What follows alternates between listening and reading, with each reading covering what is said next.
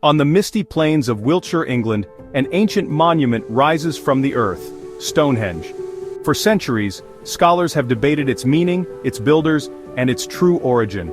But today, the full truth is returning to light. The first builders of Britain and Ireland were not who modern history books taught us. They were black people, descendants of the ancient migrations out of Africa into Anatolia, the region we now call modern Turkey.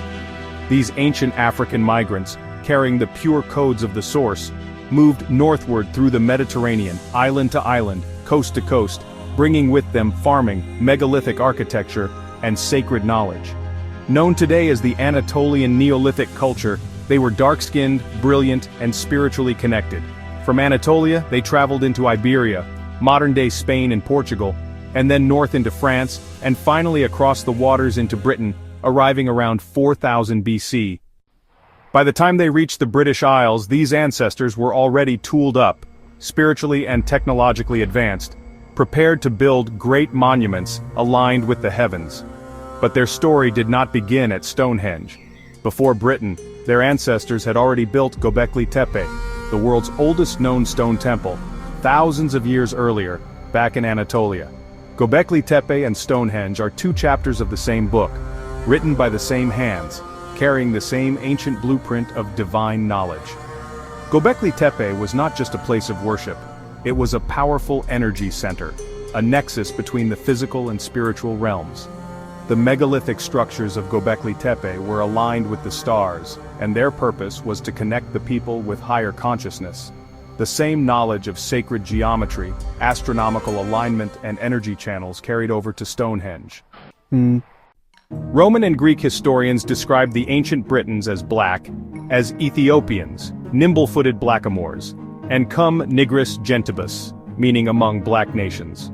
Courageous researchers like Gerald Massey, Godfrey Higgins, and David McRitchie confirmed through mythological, archaeological, and linguistic evidence that early Britain was a black civilization. Even science confirms it. DNA from ancient remains like Cheddar Man reveals dark skin with blue eyes, a trait carried by the original hunter-gatherers and reinforced through these ancient African migrants.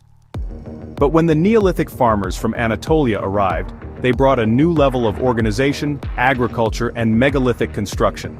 Their lineage mostly replaced the earlier populations, shaping what would become the foundation of Britain's hidden past. So why don't we learn this in schools? Why are the builders of Stonehenge portrayed as pale, ghostly figures? Because history was rewritten. As empire after empire rose, Rome, the Normans, the British Crown, the black presence in Europe was systematically erased. The original Black Britons, the real Moors of the Isles, were painted out of their own history books, replaced with lies, myths, and silence. The lifting of these stones was not magic, it was unity. Imagine the strength, the coordination, the divine intelligence passed down in the DNA of our ancestors. The same soul power you see today in athletes, builders, and warriors once lifted these sacred stones in honor of the Creator and the cosmos. Stonehenge is not just stones stacked by chance, it is a memory etched into the earth by the black builders of Britain, children of Africa, Anatolia, and the source. And now their story, our story, is rising again. They buried the truth, but the stones still speak. True History TV, the real builders return.